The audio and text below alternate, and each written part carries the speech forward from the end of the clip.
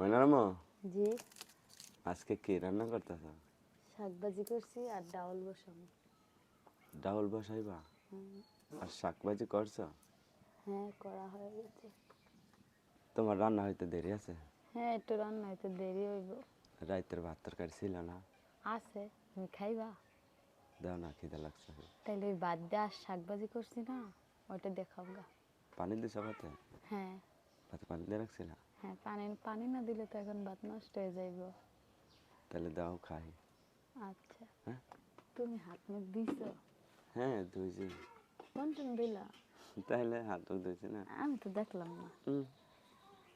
না, মিথ্যা কথা কইতেছ। না, আমি যা কথা খাবো না। তুমি দাও, খাইতে দাও। সত্যি? তোমার পোলা কই? হ্যাঁ, পোলাই উঠছে? না, নাক টেনে ঘুমাইতেছে। উঠে নাই তো, তুমি টেনে উঠাইলে হইতো। না, উঠে নিয়ে আসো গে একটু, উঠাইয়া দুই বেটা এক লাগে বয়ে খায়। পানি ভাত একসাথে খাবো? হ্যাঁ। আচ্ছা।